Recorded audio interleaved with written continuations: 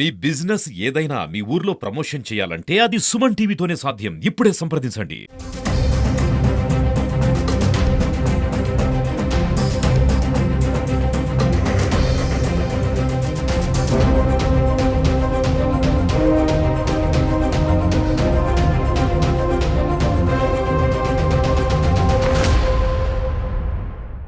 తిరుమల శ్రీవారి బ్రహ్మోత్సవాల సందర్భంగా పోలీస్ శాఖ పూర్తిగా నిర్మాణాత్మకమైన భద్రతా చర్యలు చేపట్టడం జరిగింది.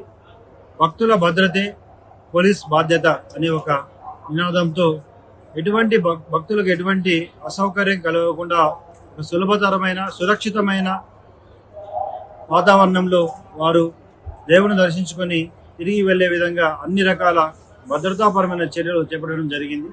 ముఖ్యంగా command control real time monitoring system ద్వారా ఎక్కడ కూడా భక్తులు అసౌకర్యాన్ని కలిగిస్తుంటే కమాండ్ కంట్రోల్ ద్వారా వాటిని వీక్షించి తగిన భద్రతాపరమైన చర్యలను అప్పటికప్పుడు చేయడం, తగిన సూచనలు క్రింది అధికారి వరకు ఇవ్వడం జరుగుతోంది.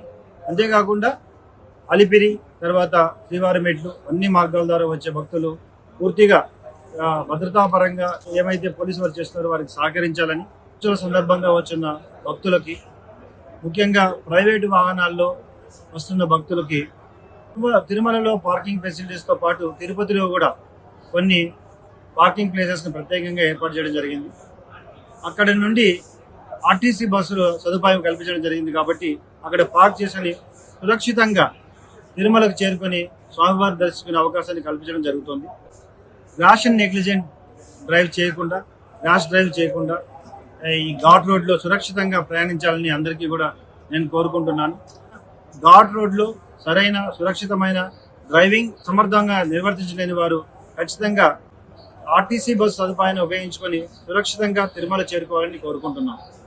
ముఖ్యంగా మాడ వీధుల్లోనూ గ్యాలరీస్లో ఉన్న భక్తులు అక్కడున్న శ్రీవారి సేవకులు తర్వాత పోలీస్ వారు టీటీడీ విజిలెన్స్ వారితో సహకరించి అక్కడ ఏవైతే కొన్ని నిర్దేశిత నియమాలు ఉన్నాయో వాటిని పాటించి సురక్షితంగా దేవుణ్ణి దర్శించుకోవాలని కోరుకుంటున్నాను.